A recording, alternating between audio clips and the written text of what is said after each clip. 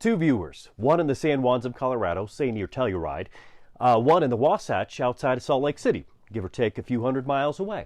Now this winter, one of them is probably going to get quite a bit more snow than the other. And the difference comes down to the jet stream, and most El Nino maps don't show you that. So after my Super El Nino video hit about 20,000 views in 2 days, the comments came in from everywhere, like Provo, Longmont, Colorado, Saskatchewan, Houston. And the one thing heard over and over and over and over was, great video, but what does it actually mean where I live? So this video gets to those answers. Since that video came out, something important has changed. The June climate diagnostics from NOAA confirmed what the models have been projecting for months, and that's El Nino conditions are officially here. The Nino 3.4 region of the tropical Pacific, that's the index where we define El Nino, it crossed the positive threshold in May and then rapidly accelerated, continued warming, through late spring, gotten some attention. Every operational forecast center in the world is giving it attention, and now we have El Nino officially in place. The multimodal ensemble is now projecting a peak somewhere in the range of 2.5 to 3 degrees Celsius for December through February. That's the official scale we use, so don't complain about it. So what was a probability statement when I made the last video is now observed, a signal building in real time. I want to show you why the broad national outlook is the starting point, but it's not a forecast for your backyard, because in a strong El Nino winter, the details of where the jet stream sets up determine who wins and who gets left out. Before I get into the maps, I want to be upfront about one thing. When I say historical averages for an event at this intensity, I'm drawing from maybe a small handful of analog winters since 1990. That is not a large sample. What it tells us is the direction of the signal, not a guarantee of the outcome. Keep that in mind as we work through each region, and no two El Ninos will ever be the exact same. Today I'm focusing on the three regions from the last video that were most resonant in the comments, and that was the Central Rockies, the Northern Plains, including the Canadian Prairies, and the Southwest.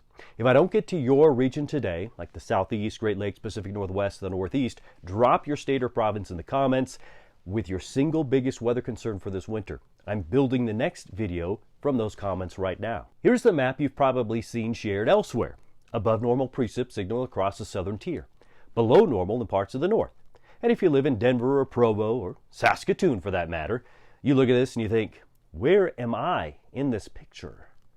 That is super helpful guidance to set the stage, but here's the issue. This map shows a probability distribution across the broad geographic regions. It tells you which direction the signal is pointing. It does not tell you what happens when the jet stream splits, which it does in strong El Nino winters. And that split is where the real story lives. Let's start with the Central Rockies, because this is where the most anxiety came through in the comments, and honestly, it's kind of the most complicated part of the map to explain. In a strong El Nino winter, the jet stream doesn't have to stay in one lane. It can split. You get a southern branch, the subtropical jet, that strengthens and tracks across the southwest, and you get the northern branch that kind of rides across the Pacific Northwest and then tends to flatten out across the northern tier states or southern provinces. For the San Juans in southern Colorado, like Pagosa Springs, Telluride, or Wolf Creek, that southern branch is the primary storm corridor for you. Those storms ride right through that region in strong El Nino winters. The historical composites for the southern San Juans and Sangre de Cristos are consistent and favorable. This is one of the more confident signals on the map for snowfall and precip in the winter. But here's where it gets complicated for the Front Range in northern Colorado. So areas like Denver, Boulder, Fort Collins. You sit on the eastern slope, just downstream from the mountains that are intercepting the moisture. In a split flow pattern, you can have a season where the San Juans are buried and the Front Range can be running below normal. Now the mountains catch the storm before it reaches you in a lot of cases. That said though, the Front Range can still see significant snowfall from upslope events and backdoor cold fronts too that depend on the southwestern storm track. Those are real events. They're just harder to forecast at seasonal timescales and less tied to the El Nino signal in some cases. So the broad message for Denver and Front Range of Colorado is the El Nino pattern does favor storms right through that sweet spot for regional development to deliver those deeper snows. but it is not locked in guaranteed that each of those storms will be able to produce for you. Now, the Wasatch in northern Utah, so Provo, areas around Salt Lake City, that kind of area, you're at the transition zone. The historical composites lean above normal for the Wasatch in strong El Nino years, but the spread is super wide. It's not a lock. A lot of times the northern Wasatch can be drier than average. You sit right where that southern track can reach you in some analog years, and others, it just totally misses you. Wyoming, I'll be direct here. The northern Rockies run warmer and drier in strong El Nino years. That's consistent across so many analog records that we have. That's a tendency, it's not a verdict. And I'll come back to that point at the end with specific signals that could shift this pattern before winter even arrives. This jet stream split is exactly the detail that disappears in broad national outlooks. If you're managing a ski operation in Utah, cattle ranch in Wyoming, or commercial operation in the Rockies that depends on snowpack for spring water supply, summer irrigation, a general trend map isn't quite enough to make the decisions. Let's head north to the Canadian Prairies and the U.S. Northern Plains. The consistent signal in strong El Nino winters for this region is warmer and leaning drier than average. The Pacific jet stays to the south. The Arctic air masses that typically pour down through the northern plains like last winter, they get displaced or weakened, and you end up with what prairie farmers call a brown winter, which is mild temperatures, below normal snowfall, and you run out of that soil moisture recharge chances. I had viewers from Saskatchewan and Ontario too asking about exactly this thing, and here's the tension.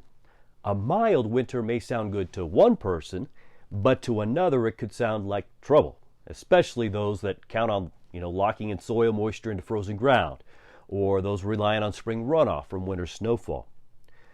For Saskatchewan and Alberta producers specifically, the soil moisture picture going into spring of 27 is your primary planning variable right now. The warm, dry winter tendency makes it more likely you'll be planting into drier than normal conditions or have slower growth on your pastures. That's 27. Now, there is a wild card here, and I want to be honest about it. The MJL, it's the Madden-Julian oscillation. It's an in-season signal that can briefly override the El Nino background and push a colder air outbreak down through the northern tier. Happens, and they're more predictable within, say, a few weeks out. When I say warm and dry tendency, that's the seasonal average. It does not mean zero cold events. It means the odds are just stacked in that direction of being warmer and drier, less frequent cold, not zero cold. My recommendation for northern producers: plan for a soil moisture deficit going into next spring. Revisit the outlook in November when the seasonal signal sharpens and we get a better look at MJL. Now, for the region with the most at stake in a strong El Nino winter, the Southwest. Arizona, New Mexico, Southern California, Texas Gulf Coast too. Historically, the biggest precipitation winters when the subtropical jet strengthens. The atmospheric rivers that ride along that jet bring intense, sustained moisture into California and the Southwest. This is the mechanism that recharged California's reservoirs in the 97 to 98 winter, and it's the same mechanism NOAA is pointing to again. I want to address something here before we go too much further, because technically, sharp viewers will bring up, if I don't, the 2015-2016 El Nino. It was historically strong too. Comparable intensity to what we are tracking now. The Southwest got some relief, but reservoir recovery was mixed and incomplete. The reason wasn't a failure of the El Nino signal. In part, it was the timing and temperature profile of the storms that arrived. Atmospheric rivers that came in warm, they produced runoff at lower elevations instead of snowpack.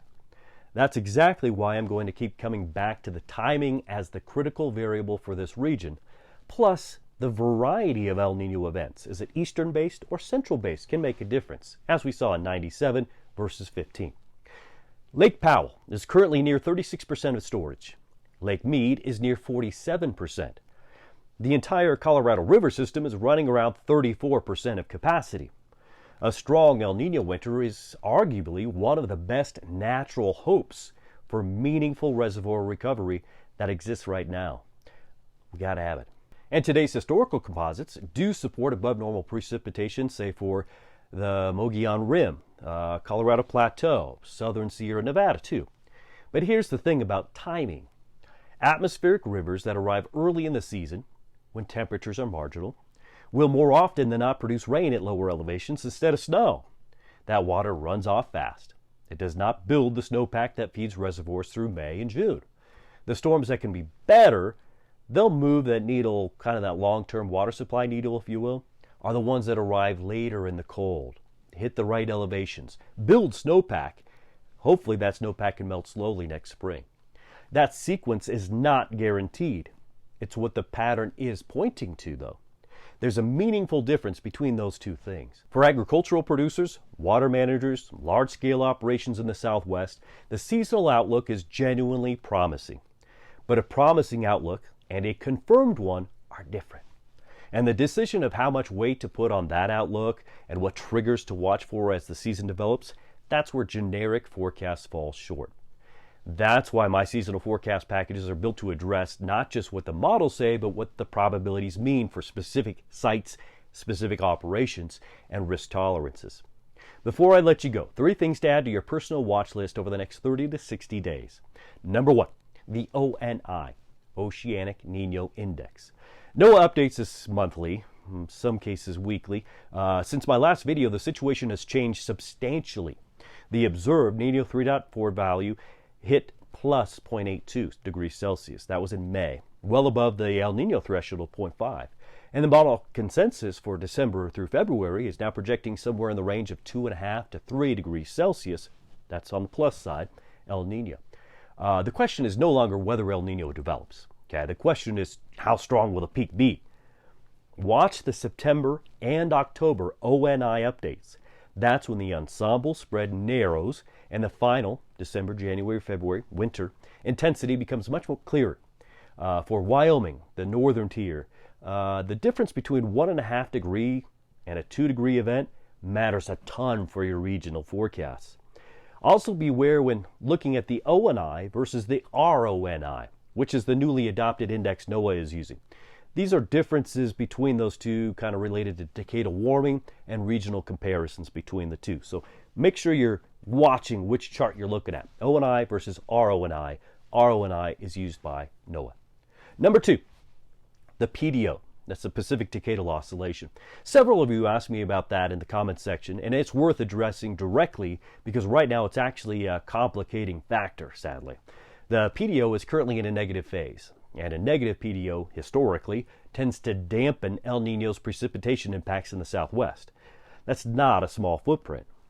The 23-24 El Niño had a negative PDO backdrop. It's one of the reasons reservoir recovery was incomplete, despite a pretty strong El Niño signal. Now the question to watch is whether the PDO trends toward neutral. That would be as we head to fall. If it stays strongly negative, though, where it is now, that's a reason to temper expectations for the Southwest specifically. And it's exactly why I said earlier, there's a meaningful difference between a promising outlook and a confirmed one. Number 3, the first week of November. Okay? By early November, the pattern is typically established enough that the seasonal signal sharpens really considerably. If you're making decisions that depend on this winter's forecast, like water planning, grazing strategies, crop insurances, operational budgeting even, that's your next major decision point. I heard you in the comments from the last video. I'll keep hearing you. If you want to go deeper on your specific region, and especially if you're a region that wasn't in the video today, drop it in the comments below. I'll work it into the next one based by popularity. And if you're watching this months from now, because the algorithm finally found you, drop your region in the comments anyway. I check them always, and it shapes what I build next. If your business needs this level of analysis built specifically around your operation, that link is down below too. If this was useful, subscribe and share it also with somebody, if you don't mind, in your region who's trying to figure out what this winter actually going to mean for them. I'll see you in the next one.